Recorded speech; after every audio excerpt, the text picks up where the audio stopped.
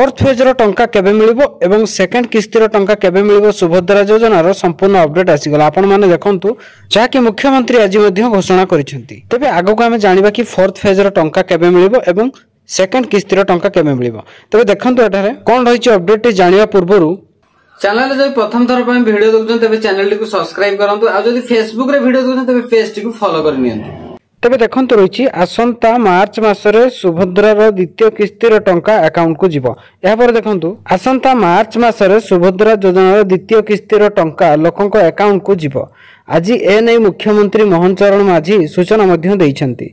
से कहिसंती जे जनवरी शेष सुधा ओडिशा रे 1 कोटी रु अधिक योग्य महिला को सुभद्रा योजनार प्रथम किस्तिर टंका मिलिबो एवं पूर्वरु मार्च 8 तारिख रु द्वितीय किस्तिर टंका मिल जिवो एवं मार्च 7 तारिख रे सुभद्रार प्रथम किस्तिर शेष पर्याय टंका लोकंक अकाउंट को जिवो एवं मार्च 8 तारिख रु द्वितीय किस्ती टंका मिलिबो। ए नै सूचना दैथिले उपमुख्यमंत्री प्रभाती परिडा। तबे जानि रखंतु कि आपण माने जदि सुभद्रा योजनार फोर्थ फेज टंका पाई नाहंती तबे सर्वप्रथम आपण मानु कहा जाउछि कि डीबीटी एवं ई-केवाईसी अपडेट करिया पई।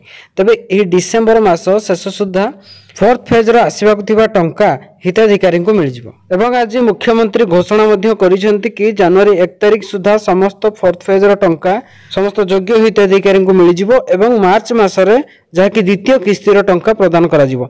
तबे आपण मानकर डॉक्यूमेंट ठीक अछि कि नै सर्वप्रथम चेक करंतु डीबीटी और ई-केवाईसी जो मानकर पेंडिंग रहिछि तो से सब डॉक्यूमेंट सर्वप्रथम आपण माने आपनक डॉक्यूमेंट सर्वप्रथम रेडी करंतु काहे कि ना अंडर प्रोसेस रे थिले मध्य जा ठीक होई आपनक जदी डॉक्यूमेंट ठीक थिबो तबे आपनक अकाउंट को टंका आसी जिवो। तबे सर्वप्रथम कहि रखुछि कि आपण मानकर डॉक्यूमेंट ठीक करिया को मध्य कहा जायछि एवं कहा जायछि मध्य फोर्थ फेज रे जेउ मा भणी माने टंका पाई पारु नाहंती वंचित रहि जाउछंती कोनोसी कारणवशत सेमानकु सेही टंका मिली पारु नै तो सेही मानकु मार्च मास 7 तारिख दिन दिया जिवो एवं सेकंड किस्तिर टंका ता पर दिन मार्च मास 8 तारिख दिन मिलिबो।